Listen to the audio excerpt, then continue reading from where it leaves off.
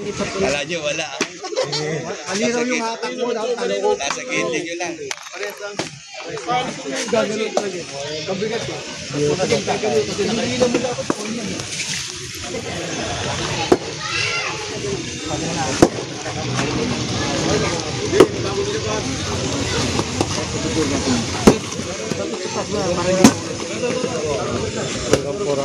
Nalilimit daw. Angat yan. Hindi nga daw hanggang 400 lang daw. Naglilimit? Oo, lumalabas. Sayang naman. Thank you po.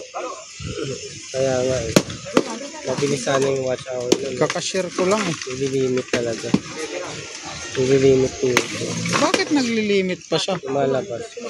Kasi wala pa siya sa 1K Kaya nga. subscriber. Yun lang. Pero kung 1,000 subscriber na yan,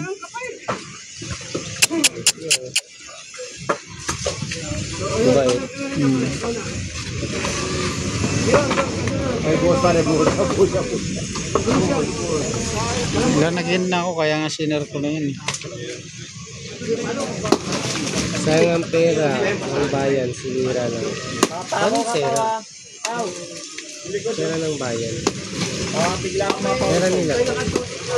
Yung mga nagpatayo.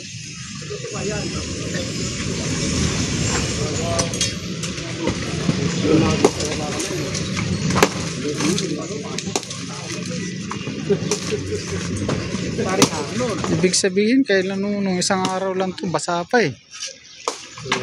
Isang araw lang to.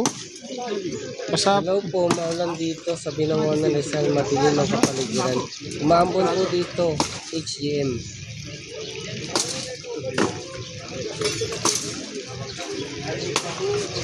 Baka akala nung commenter, Barangay Hultong hindi ba? Oo, kasi nag-viral din yung binibigay.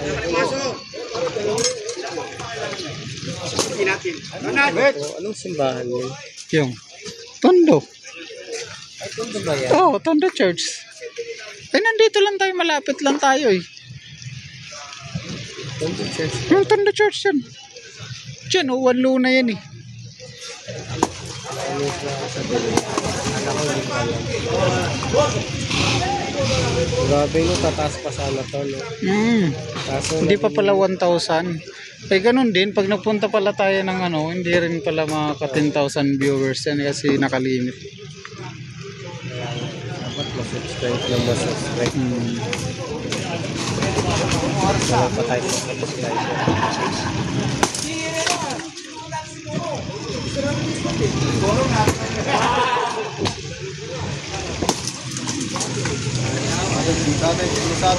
Ay pa rin kaya natin puntahan. Ha? Yung? Saglit. Oo. Ano ba yun? So ayan mga kababayan, continue nga yung demolish nitong mga illegal na nakatayong bahay dito sa lugar na to. Ayan. Ito yung pinaka-area niya. So illegal sila dito, naka-illegal squatter. So alam niyo ba dating naka-bricks itong part na to, kaso lang ito na ginawa nila, sinira nila, at saka yung mga nakatanim dito na malalaking halaman na wala na kasi puro bahay na. Yan. So bali yun nga, narinig nga natin na yung mga gumawa dito ng bahay ay panahon pa ng 2014 ay na-relocate na sila. Yung chairman ngayon dito sa Barangay 8 ay dating kagawad pa lang. So ngayon siya na yung chairman at alam niyo bawal po itong tinayo nilang struktura dito sa lugar na to. Ayan.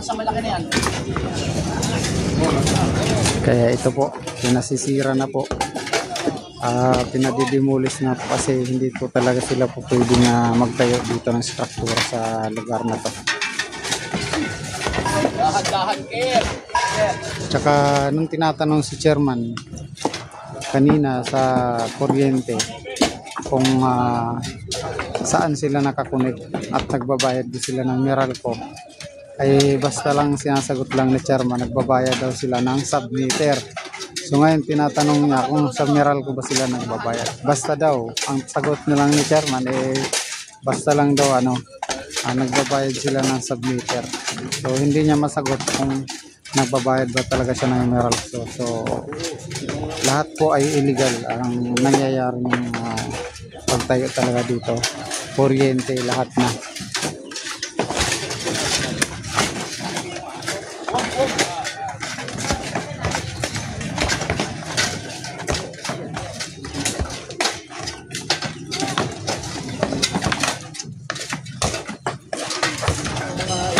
Makikita nyo naman ang butas ito yung tatayo pa lang gagawa ng pang CR. So sinira nila dito yung mga bricks, hinukay nila at ayun ginawa nila para makapagtayo lang sila ng bahay.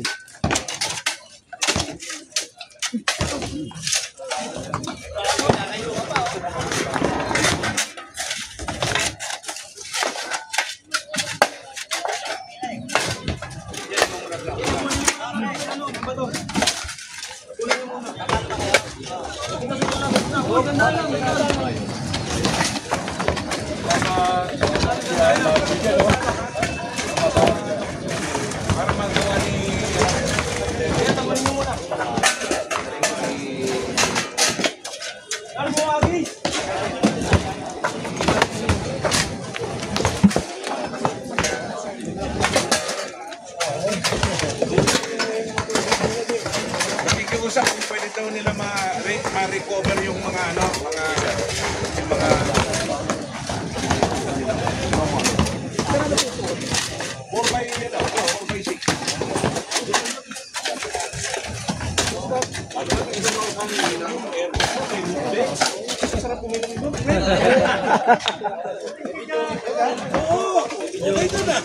Isang unit, dalawang aircon.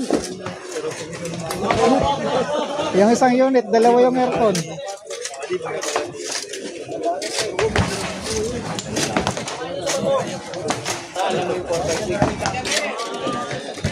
So ayan, ito mga kababayan, yung mga inuumpisahan pa lang. Nakikita nyo to.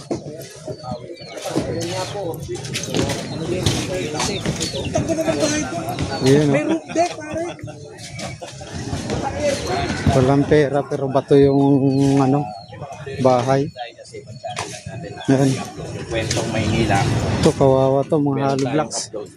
Nandito. Ayan, hinuhukay pa lang. Mabuti na lang hindi pa sila nakapagtayo dito. Ito yung kontraktor. Yung kontraktor na nagtatayo ay dinala na sa police station. Ayan, tipag na. Nag-drone na.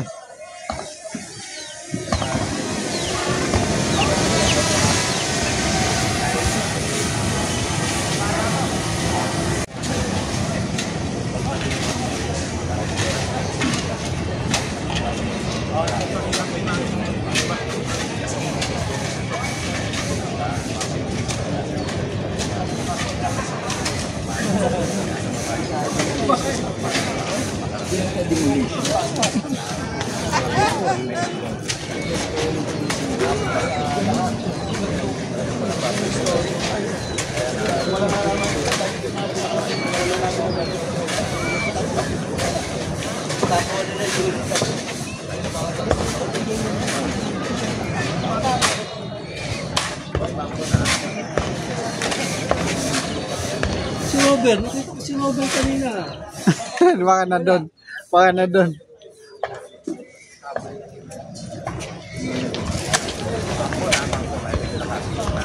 Pinulak lang ito yun. Pasapay.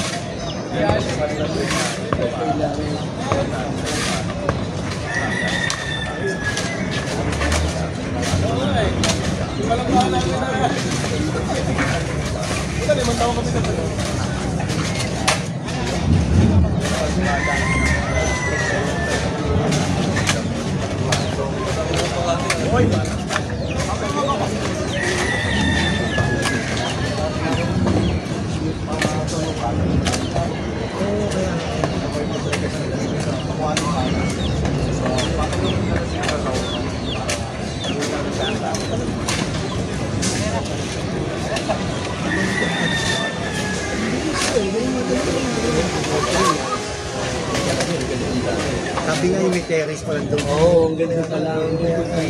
Tapos, yun, haba.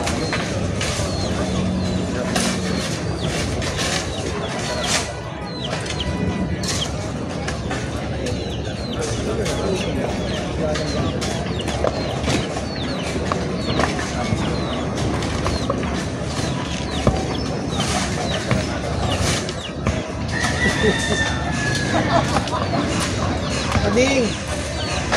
Ding! Ano yung nakasal? Federation.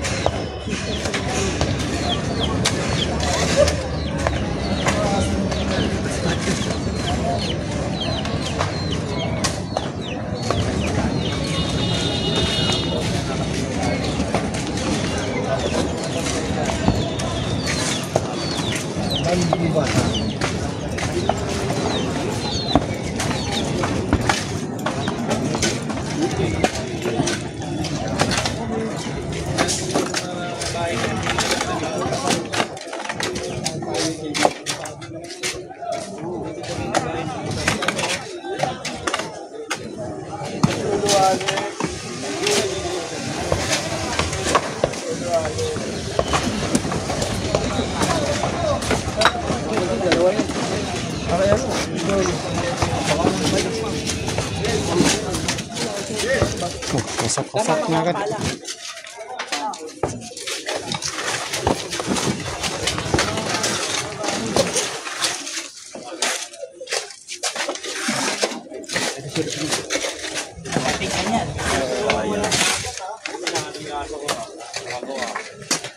Turuan yung mga ganyan ha.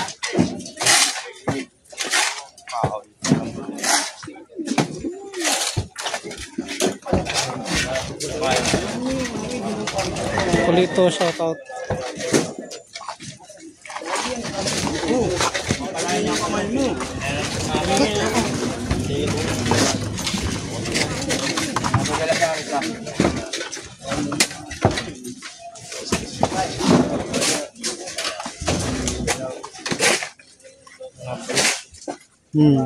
Yung mga bricks nga sinira nila.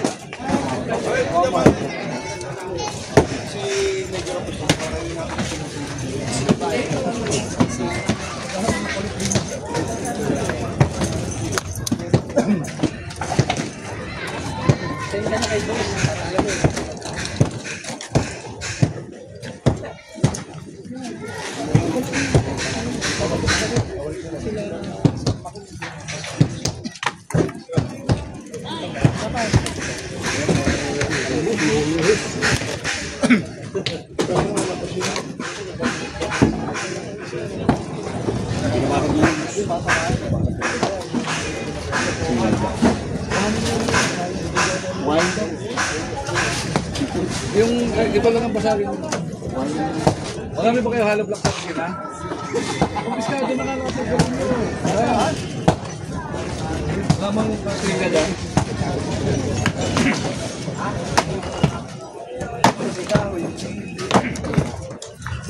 Ibo ba, tagal yung forma.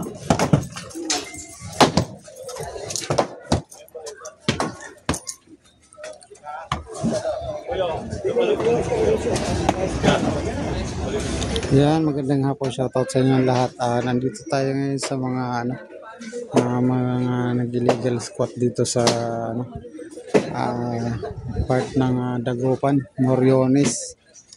Corner to ng Wanlona at saka ng Dagupan, Moriones.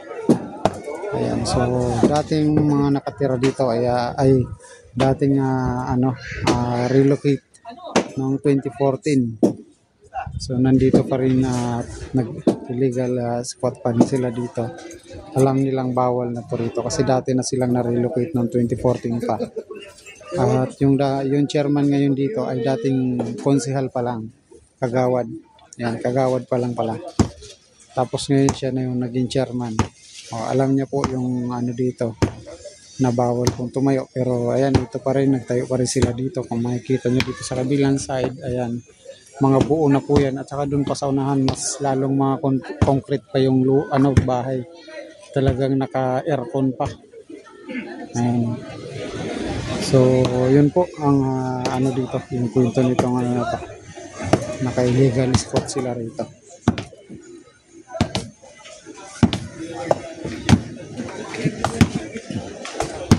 So, mayroong mga hollow blocks na hindi pa naikabit. So, ang sabi, dadalhin na lang yan kasi lahat kumpiskado na yan. Tapos ito naman yung mga wasak na. Akutin din yan para may balik to dito sa ayos ulit. Ang daan na to. Kasi magandang to dati. Ito dito magandang daan to dati. Maluwag, naka-bricks.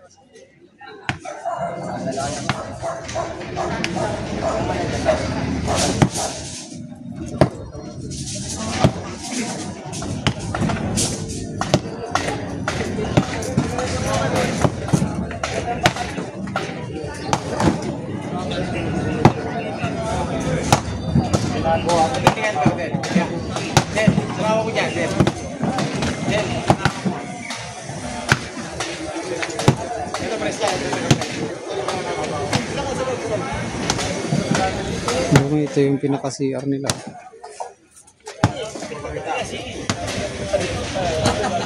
Yung ng CR. Tangkit.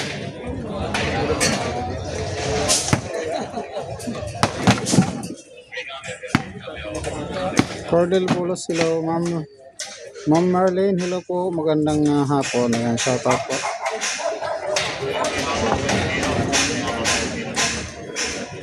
Estero de Reyna Mercedes. Ayan.